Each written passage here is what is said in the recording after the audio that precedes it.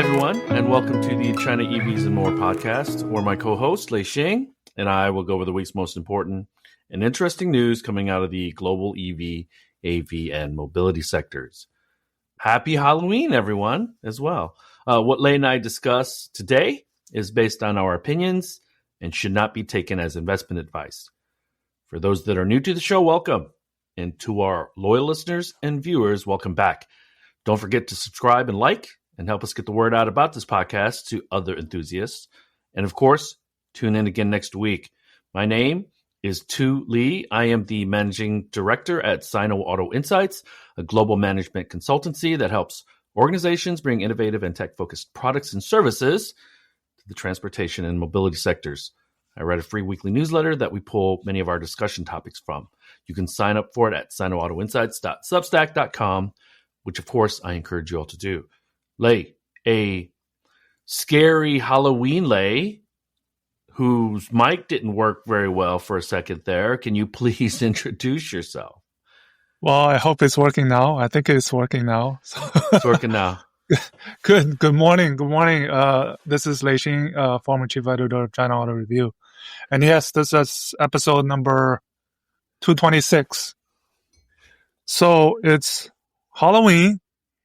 And here are some scary things on my mind.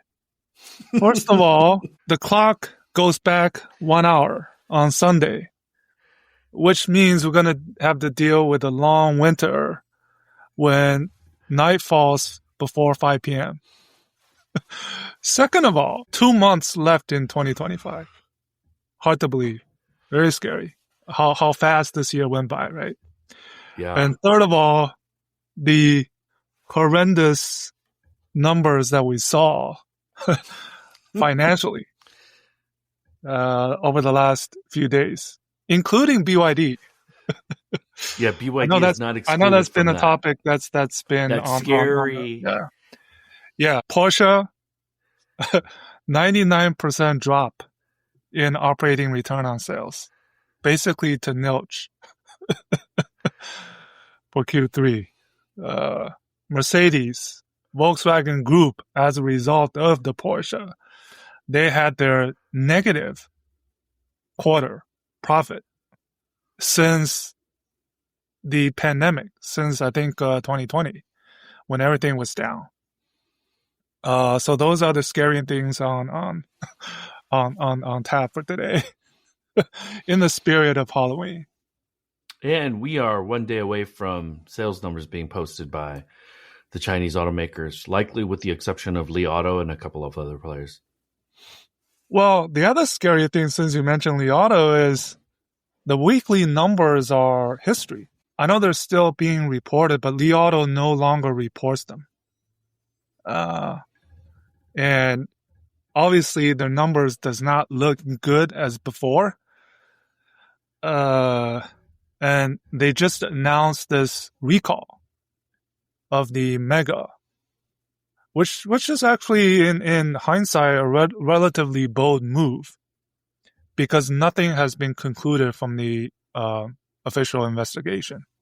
It's just based on their own findings of that fire, 10 days ago, that was quite talked about in the industry. Safety. So the Li Auto Mega catastrophe, because it wasn't a tragedy, people did not die.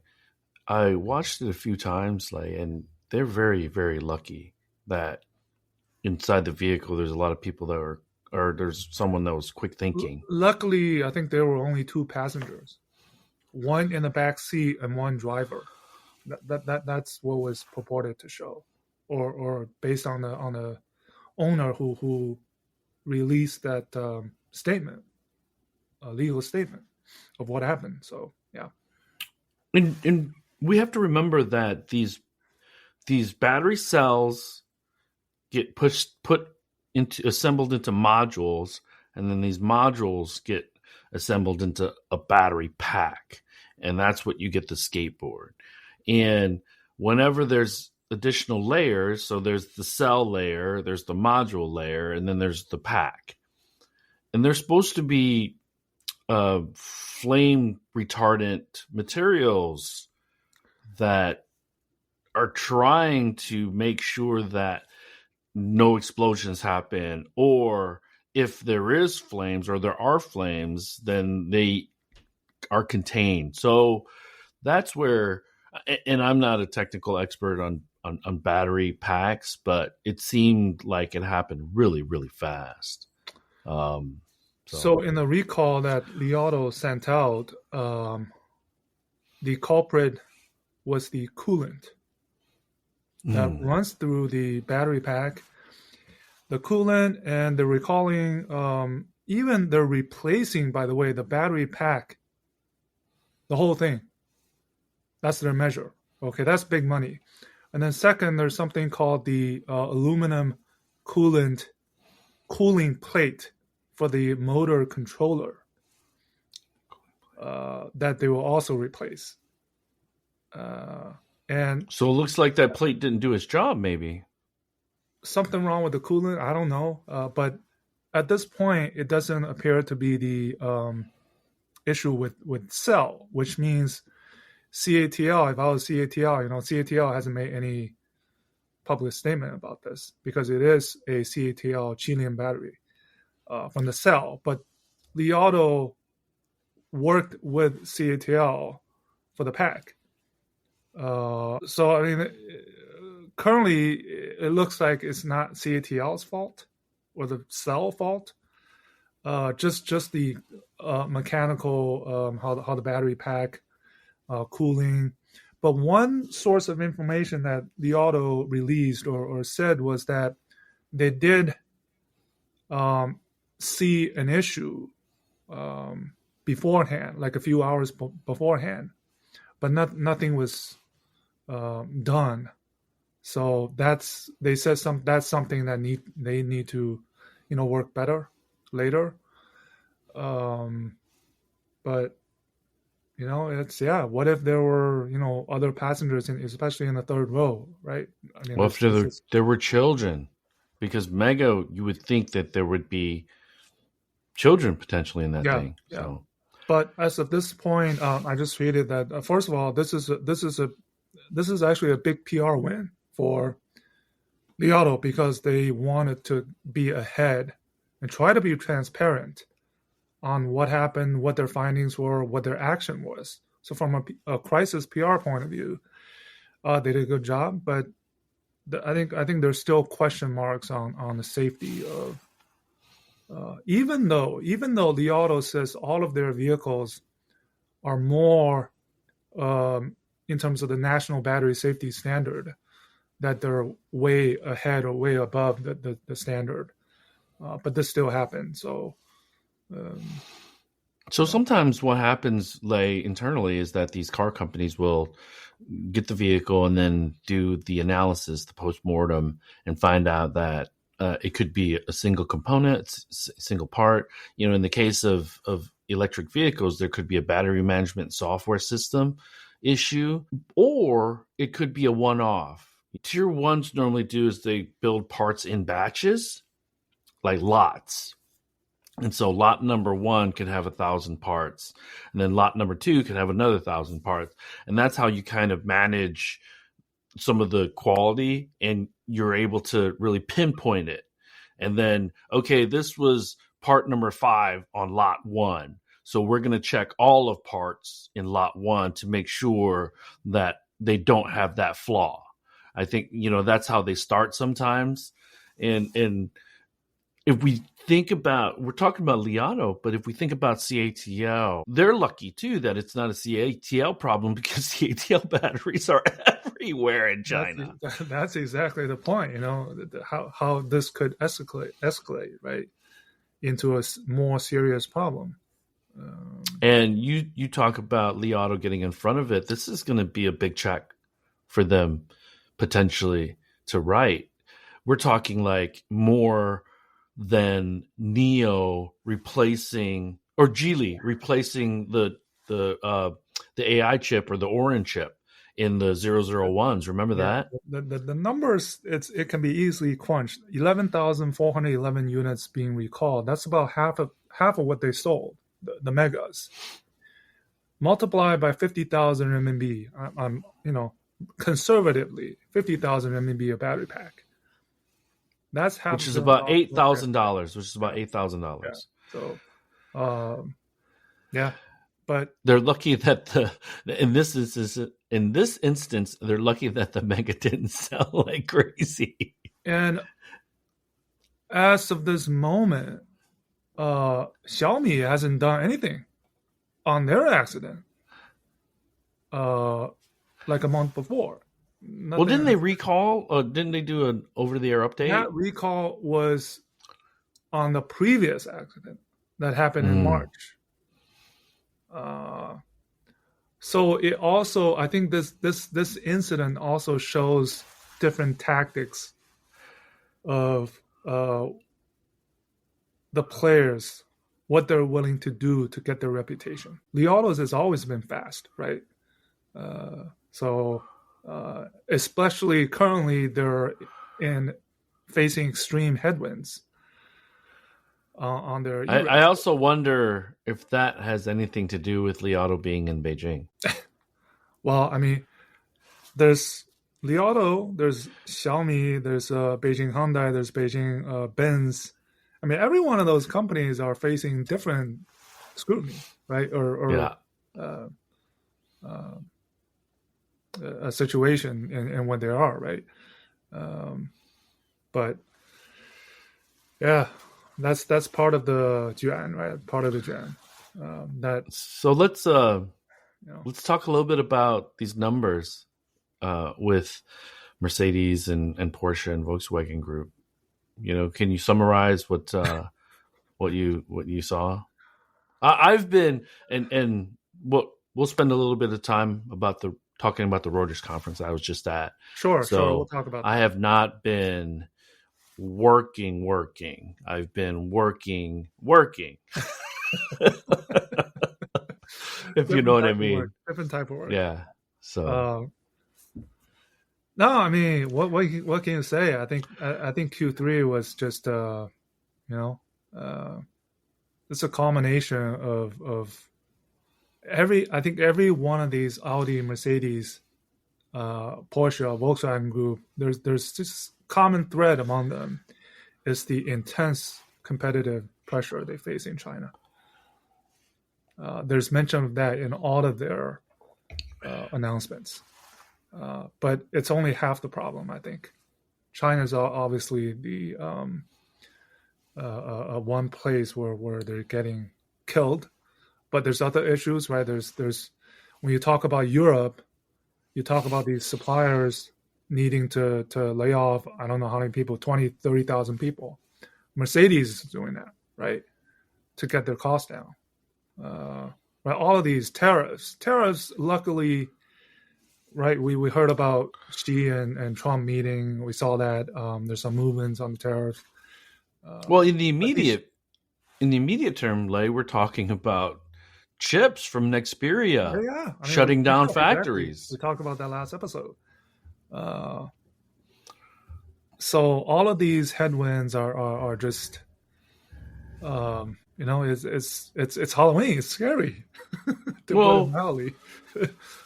We talk about this roundabout a lot, maybe, but if you took a picture today, Lei, of Audi, Beamer, Mercedes, Porsche, Volkswagen Group in China, knowing what we know about their future planning, their future technology roadmap in China, who do you think stands the best chance to flatten out and maybe even grow a little bit over the next 3, 4, 5 years? I'd say all. You think so? Yeah. Okay. I mean, after rank, Volkswagen Group is the most active, and then Mercedes, BMW Group. Volkswagen Group obviously includes Audi. Porsche is realigning their sales network. They actually, what they did in China, I'm sure you know about this. Porsche recently opened a Chaoyang Porsche Center, which combined their first Porsche Center in China. That was on Chang'an. Yep. That was the first ever one in China. with another one in Golden Port. Golden Port, right? Right. Let me That's explain part to of the folks. their realignment of the channel. We don't have to even talk about products because, right, they're going to sell less than 40,000 in China this year. So, You know? For the folks that are wondering, Chang'an is where Tiananmen Square and Forbidden City is on. It is basically where it's like Washington D.C. and the White House kind of thing, right?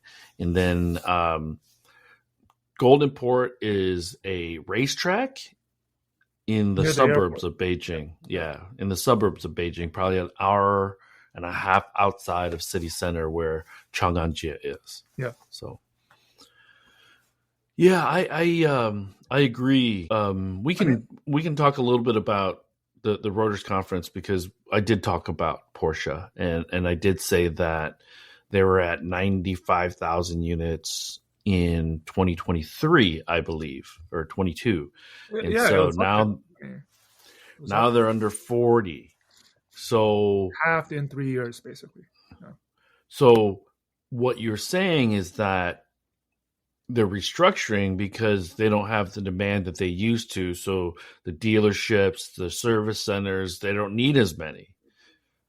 And that also tells you that when you restructure, you're trying to take capacity out of the system because capacity that's underutilized or not utilized at all is just overhead costs that weighs you down. So when you restructure, you also signal to the market that we don't see in the near term, the next 5, 6, 7 years, 4, 5, 6 years, we don't see us getting back to 95,000 units. So I think that's also really, really important to articulate and point out. Yeah.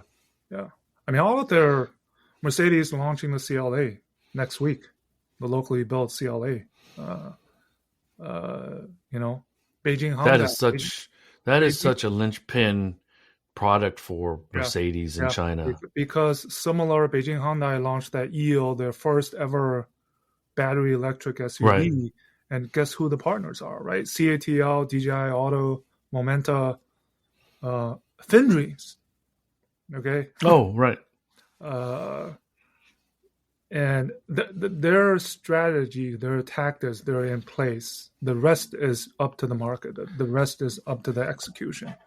They have these products they think are right for the market that are coming, and we have to find out next year because this year is pretty much done, really. And then. The foreign legacies, to your point, in 2026, some of them are going to be launching very important vehicles for their brands, and a slowdown in the price war and kind of moving past this involution should be very helpful for them and to them.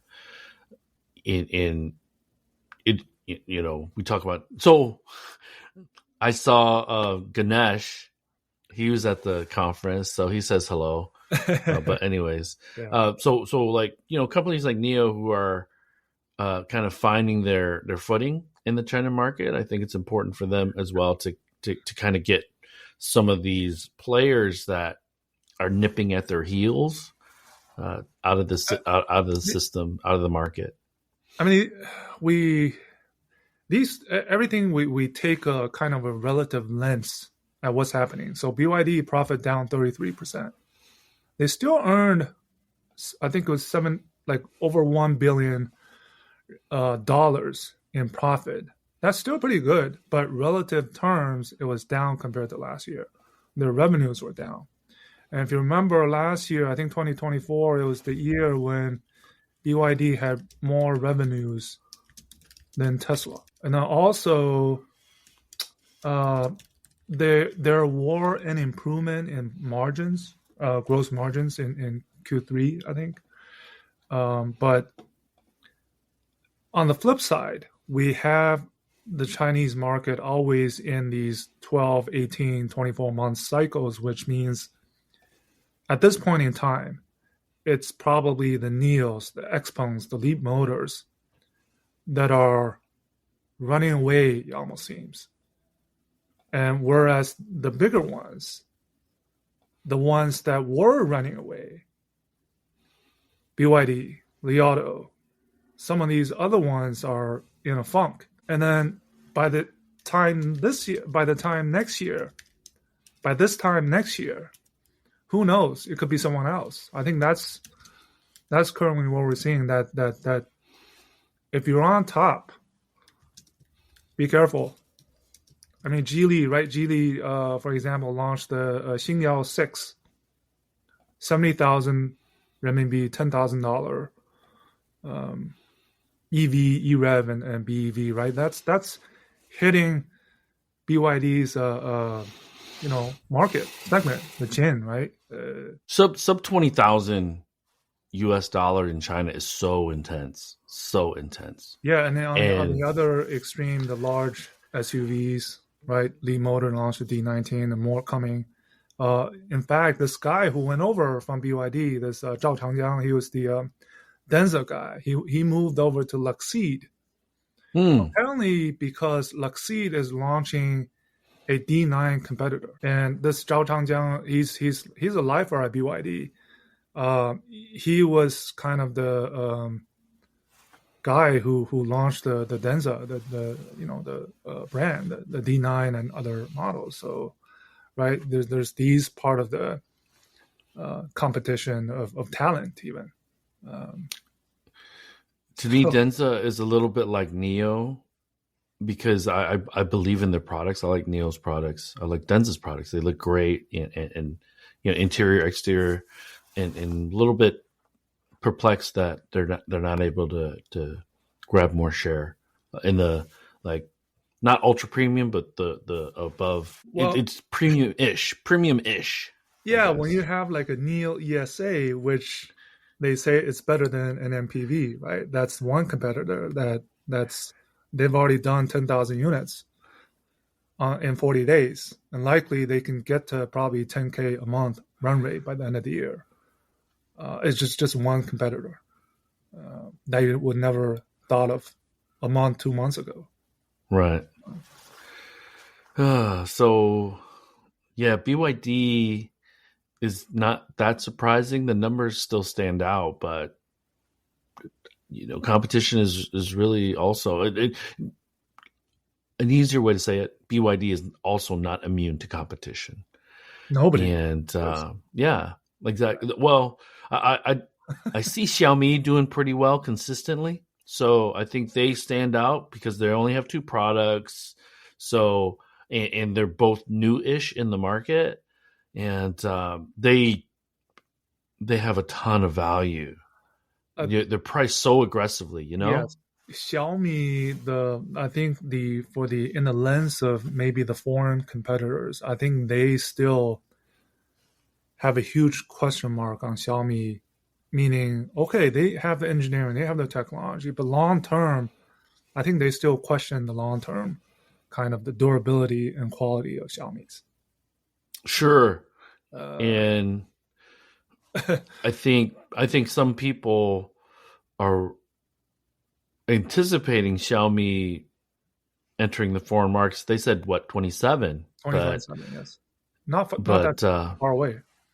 It isn't, but man, I think, barring a backlash on how the two cars look like other cars, I think the Europeans would eat the U7 and the SU7 up. So yeah, and then Xiaomi is coming out with this Land Rover-ish, Range Rover-ish U9, right? Yeah. So let me talk a little bit about the Reuters Conference. It's the second year that I've spoken at it, and this year I was talking with Joe. I wasn't a huge fan of the title. It was like USA versus China, and I really wanted to emphasize, and it was a more interactive. We were in a pretty big conference room, about 70, 80 people. She faced Trump. So yes, that was a good title. And so yeah, I didn't want to focus on all this stuff, asking whether or not we should take China seriously. I wanted to focus more on Joe and I to focus more on what are the companies doing? What are the brands they're hearing about? Who do they think? When do they think the Chinese will enter the market? So it was a really good conversation. Pretty open, a lot of open-minded people, and surprisingly, a lot. So we had those polls that you could see right away, and BYD was the big winner on which brand do you hear about a lot. Xiaomi was also a big winner. NIO was there, and then Ganesh was sitting in the back, so I could refer to Ganesh, in person, saying, "Hey, we have a distinguished guest here, Ganesh Iyer, who is the CEO of NIO USA." And then I also brought up the fact that you and I had done these long trips over the last couple of years in an Xpeng and also a NIO. So it is it's starting to set in, but there's this still a little bit of there was a panel discussion on automatic toll payment with MasterCard and is that a thing? Like, a lot of cars can already do that. I don't know why there needed to be a panel discussion on it, but MasterCard was sponsoring the panel, I guess, and so maybe it made sense for them. But Ganesh was, because what kicked off the conference was Rivian CFO, and who said that they are still anticipating R2 to launch in the second half of 2026. And then Lucid interim CEO Mark Winterhoff, Nick was there. He says hello, and so we'll talk about Lucid, Uber, yeah, after. Yeah. Okay, yeah. So so Mark was really leaning into the level 4 and the announcements that were being made, and so I think if you want to roll into the Lucid conversation, so like. Who else was there? Oh, Ralph Giles ended the conference, and man, that guy, he's so. We saw him, right? Huh? 3 years ago at LA Auto Show, right? We had. Yeah, I saw him a couple months ago at that conference, and so I got a Ussie, and when you listen to him talk, number one, he comes off really sincere. Number two, he's able to explain kind of difficult things or complicated things very easily. So it's no wonder that he's a leader at one of these big companies. And, he, a long time. I think he's been there. Yeah. 34 years. I think he's had more than 11 CEOs or something. But anyways, what did you want to talk about? Lucid? You want to kind of talk to everybody about that? I think L4 this past week is one of the, if not the biggest keywords in the industry because of NVIDIA, because of Uber, because of Stellantis, because of Lucid, Neuro, right? Motional's back in the game. Motional, right? And all that picture with Jensen's, the PowerPoint he stood in front of, right? Listed all those names. Pony, WeRide, Wave, and then Xpeng next week in their AI day is going to announce their updated plans on their own level 4 robotaxi based on the G9. So I think it's going to be an exciting upcoming months and years where we have two things going on. The so-called level 4 consumer vehicle and the level 4 robotaxi. And how NVIDIA is playing a role in both, how these OEMs are playing a role, how these mobility platforms are playing a role. Xpeng, right? Xpeng, they're not going to run the robotaxis. They're going to produce a dedicated level 4 robotaxi. Because in China... Tensor. We haven't mentioned Tesla, right? Tesla is doing their own kind of thing. In China, the level 2++ is already quite mature, where the rest of the world, right? They also mentioned, I think Lucid was talking about this mind-off in their mid-size, so the smaller gravity, if you will, upcoming in, I don't know, 27 to 20. They said late 26. Yeah. And so this two fronts, I think it's quite exciting, and especially Uber is really betting, right? They're working with every player possible, whether it's the OEMs, whether it's the NVIDIA, the rest of the world, right? Working with the Chinese robotaxi startups. So that's I think that's the exciting thing for me. It seems that all of a sudden this is L4. It does seem like that, doesn't it? If I said it feels like autonomy 2.0, where 7 years ago everybody said it's right around the corner, but now technology companies are making bets. Again. It's not just car companies. And I feel so in between that 7 years, you and I have been have taken dozens of rides, right? In China, United States. And so, whereas 7 years ago, 5, 6, 7 years ago, you and I would have been pretty awestruck or pretty amazed by these partnership announcements. It just seems like because of AI, because of compute, because of the affordability of LiDAR and sensors, we're just getting to a more realistic view of autonomy in the future. GM, one of the most conservative automotive companies that I know of, they announced on Tech Day 2028, we're going to have an Escalade IQ with level 3. So we remember Honda was the first in Japan during traffic jams, and then Mercedes in Europe and the United States, but very limited, okay, and very slow speed. So it feels tangible. It feels real. It feels like the car companies actually have done their homework this time and feel like they have the technical horsepower in-house to make these things happen. And then in the case of Uber, so let me also clarify, because I tweeted that for our friend Ed, the Lucid plus NVIDIA deal is for the baby Gravity, and it's for private passenger vehicles. So Lucid's using NVIDIA's stack to do level 2++ and level 3. That's based on the NVIDIA Thor, AGS Thor. Yeah.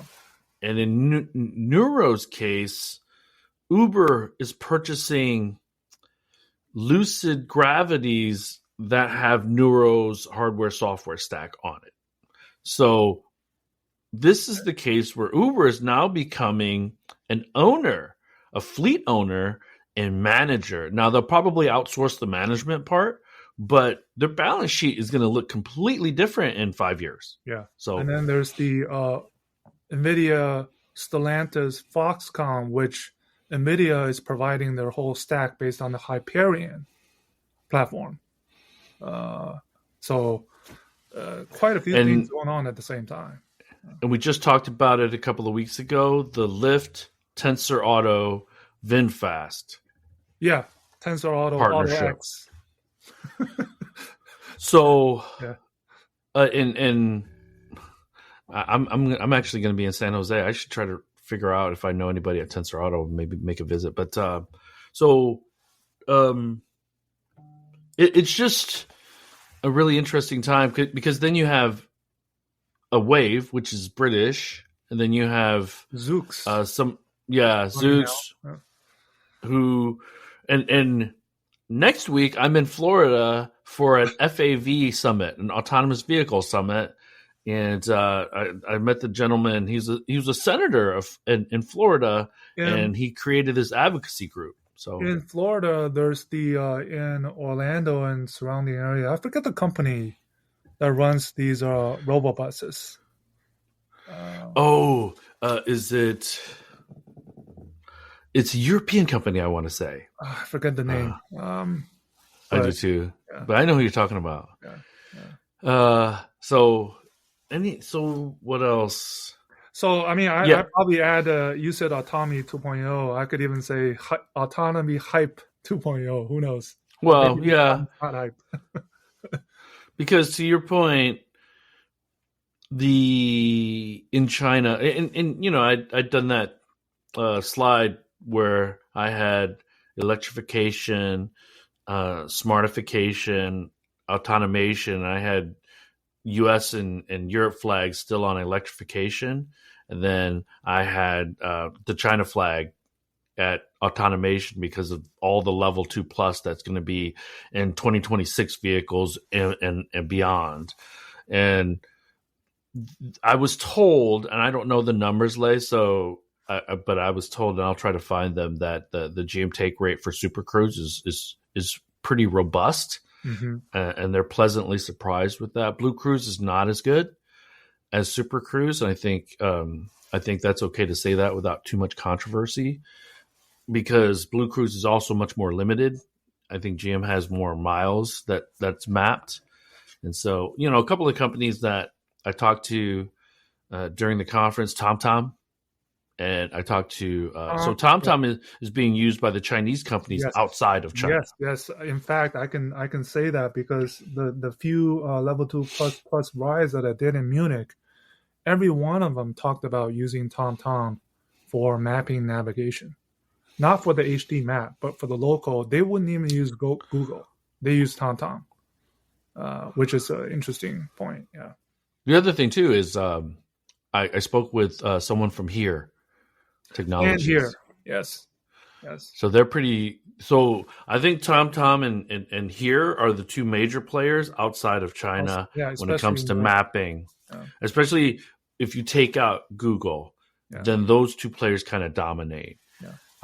And it's starting to kind of all piece together a little bit late. Yeah, we also have EREVs coming in the rest of the world. From Hyundai, from GM, right? From others. The Ram in the U.S. market, in the American market, right? Oh man! What so in China, right? and it should be mentioned. Let's circle back a little bit. I'm gonna help you pat me on the back because you had texted a screen grab of Tesla's promotion last week. I said sales will probably be down in October, November, so I anticipate Tesla to do some sort of price cut or non-price price cut. So and what, an hour later, you text me that. So yeah, the lease goes up, I think November 4th by $80. It's $329 to lease a Model 3 in Massachusetts. Not the standard version, the rear wheel, the regular rear wheel drive version. So yeah, dude. So no surprises there, and I'm looking forward to the Baby Gravity, and I'm looking forward to the R2. I'm actually really looking forward to the Bolt because if GM markets it properly, if I think there's a huge demand. Pent-up demand for that Bolt. And I don't know what the out-the-door price will be because it starts at $29. If we add a bunch of features or a bunch of trim packages, mid-30s probably. Yeah. Okay, fair enough. And then the wild card seems to be Slate. They've posted, for those that are wondering, they've posted a few videos. So Google Slate Auto, they posted some marketing videos on YouTube. They're kind of kitschy cool, kind of fun, and it's almost like they're positioning now as like you can accessorize it any way you want. And there's these speakers that you can take out, and so it's so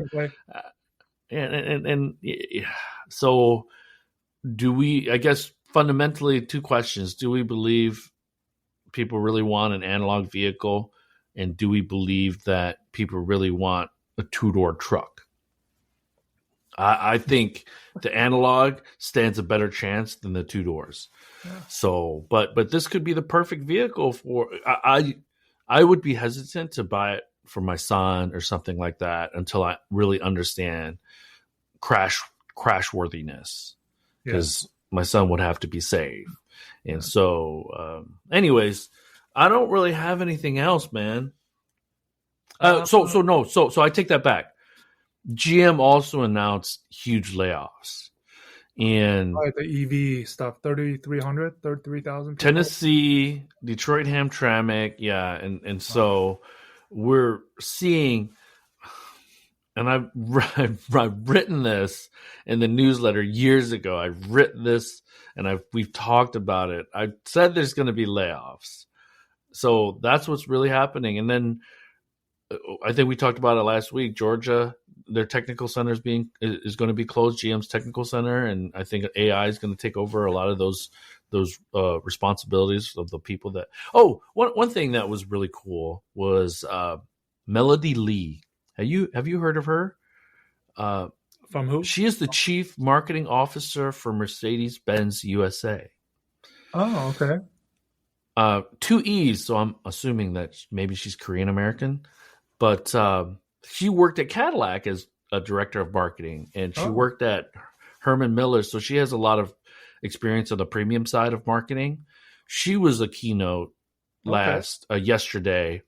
Really, really great discussion, fireside chat. She talked about, maybe this is not controversial to us, but how the United States is becoming more multicultural. And so figuring out how to market to the Latino community, the African-American Black community, the Asian community is important. And it's a business decision. It's not a DEI decision. It's not this or that. Yeah. And so she just said census numbers for the United States tell us this is where the population is headed. Mm-hmm. And then she also talked about there's these new Mercedes commercials that John Hamm used to be the voice of the Mercedes commercials in the United States. Mm-hmm. And they were looking for a new one. And they had over 200 voiceovers, some famous people, some non-famous. And without knowing who it was, they picked Lucy Liu. Okay. And the funny thing is, Melody was on stage. She said, I know what you're thinking.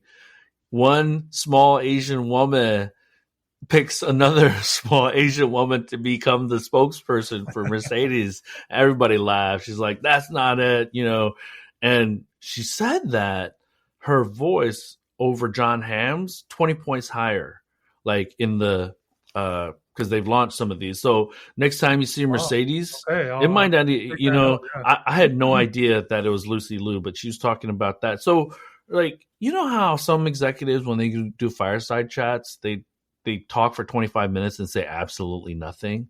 This was really meaty, and she's the USA.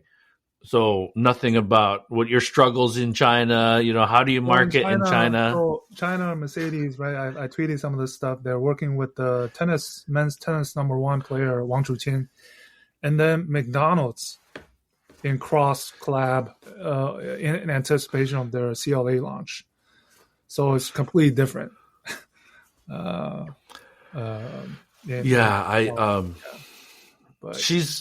She was really cool. I liked her. I like Ralph's. So in China, these brands, they tend to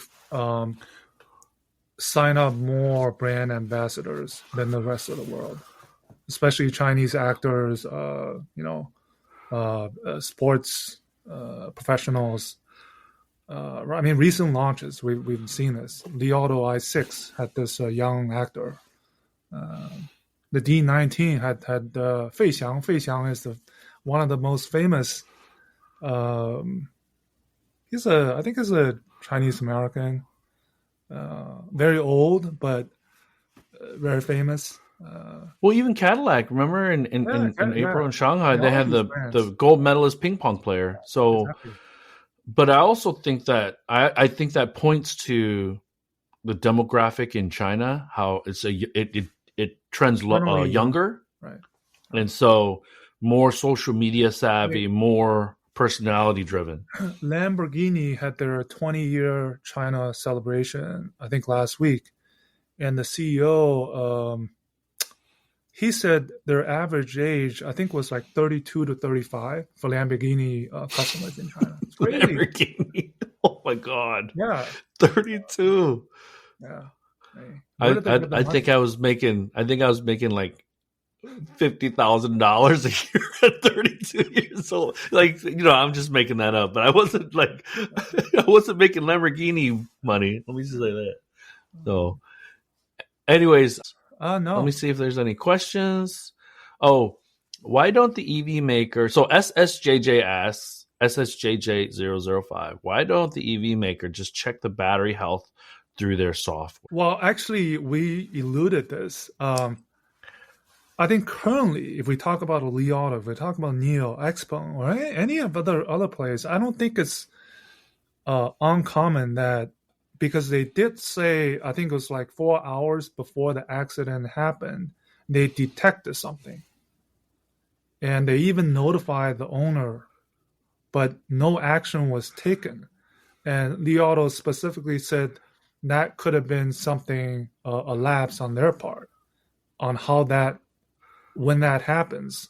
So, which means the battery health monitoring, it's constant. It's not a technology that's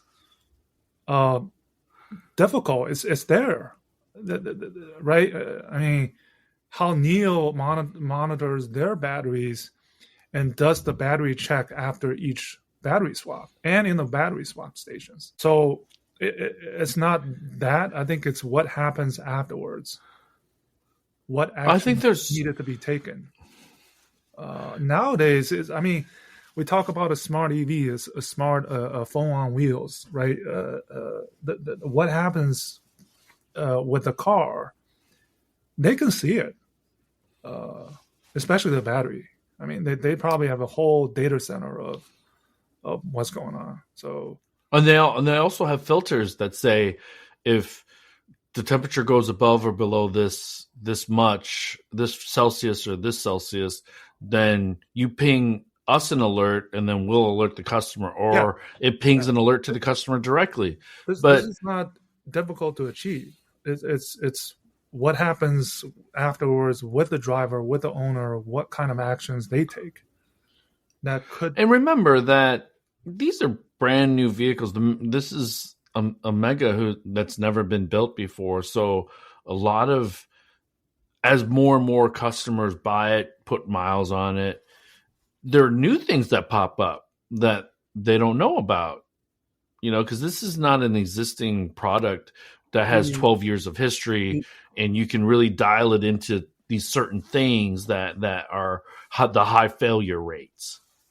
The other thing about this, I was talking with some of the other industry people and friends, chatting, some of the competitors. And I think the other question that they bring up is China's fascination with speed. And by speed, I mean 5C, 6C charging. What that does to the battery, it could be another issue, especially with Li Auto and others. 10 minutes, we can add 500 kilometers. Well, the Mega was one of those early ones that had ultra fast charging. Are things, what happens to the battery when you do that repeatedly? I think others are skeptical of it, but to the consumer, it saves me time. So what are the trade-offs? I think with the Li Auto, I want to say market-wide, maybe there needs to be a third party that does some survey that says what's tolerable, right? Below 5 minutes, below 7 minutes, where I don't start to get upset, and then having that knowledge instead of you did 3 minutes, so I'm going to do 2 minutes. Are we over engineering or taking on too much risk? And nobody cares that it went from 3 minutes to 2 minutes, as long as it's under 4. Those questions need to be answered, but that's also an outcome of the just intense competition where 2 has to always one up Lei when he launches something new or better. Is it? Yeah. And the last thing I'll say is that it's really still very difficult because Li Auto hasn't articulated any explanation. So is this a systemic issue across all Megas, or was it one bad part in a batch of components? Yeah, it looks like it was a batch of, right? It's 11,000 units out of 20, some half of what they have sold. the megas. So it's a patch. But we still don't know that, Lei. They could be just being abundantly cautious and looking at this as a marketing opportunity to really ease fears and ease the hesitancy about purchasing a Li Auto vehicle, which is already in the public sphere. Yeah. For other reasons. So great question. But the other thing that I will note with that question, Lei, is now we get into how much do I want GM, Li Auto, NIO, Xpeng, Ford to know about me? Because if they're monitoring my battery, they probably know where I am. Do I feel comfortable with all this information that they have of me? And so that comes back to the data privacy stuff. And so I don't know where I feel about that, to be honest with you. I give access to Apple for my calendar and stuff like that. They obviously have my contact list, but Apple does prompt you now, allow to share data across apps. You get that window that pops up, right? So at least you get to choose. Before it was a single disclaimer, and you checked it and you clicked. I think in China, speed and convenience outweighs everything else. That's I mean, we are part of it. We're consumers. Every time we're in China, what do we do, right? I guess the other thing too is like, I for sure don't feel comfortable with companies knowing what my kids are doing and stuff like that all the time. Yeah. So, one more. X Nomad 2187. Great questions for those that are still watching the show. If you have any other questions, feel free to post them. How about cell companies knowing where everyone is? Hey, see, I agree. SPX. He basically said phone companies that know where everyone is at all times. I think I don't know where I stand on that. And these are great questions.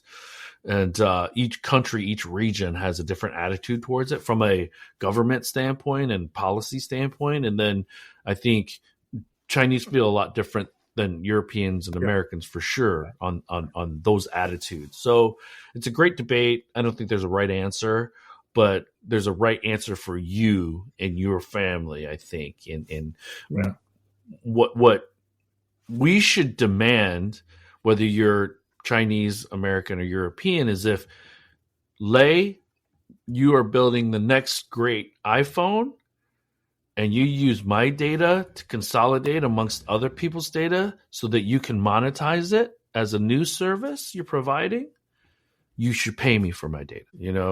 We shouldn't have a disclaimer once we turn on a machine or a product for the first time saying you can use my data. It should say, we're happy to compensate you for it. And it doesn't need to be, a bunch of money, but guess what, dude? I need to understand and have better control over it. And if you want to use my data, then it's like taking a picture of me. You would have to pay me if you want to use it in your marketing campaigns, right? So anyways, we're getting off the topic of wow. So, but cool, man. Hey, everyone, happy Halloween. Be safe tonight. Don't be too scary. What happened? Apres and Arnaldi. Sodium-ion battery. When will be an EV? It already is. Hybrid. So if I had to pick a roadmap, right? So sodium-ion battery is next after LFM and NCM. Where solid state. Oh, by the way, China just announced a new name for semi-solid state batteries. You no longer can use that. Now it's called the solid liquid batteries. So it's more confusing. Yeah. So sodium ion, I think it's small batch, slowly. In applications, we're having that, but volume is very small, whereas the truly solid state battery, I think we've heard already enough comments that this is something way out into the 2030s. starting 2030, so next decade. But so far, right, LFM dominates.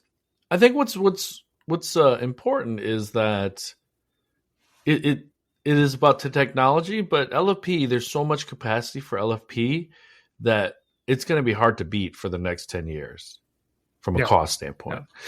Yeah. Now, availability is different, especially when there's tariffs and artificial lifters for pricing. But CATL could pretty much supply every automaker almost globally.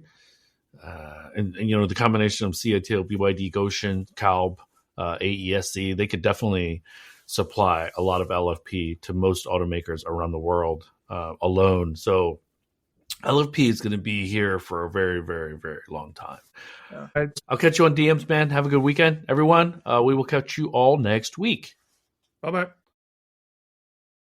That brings us to the end of this week's show. Lei and I thank you for tuning in.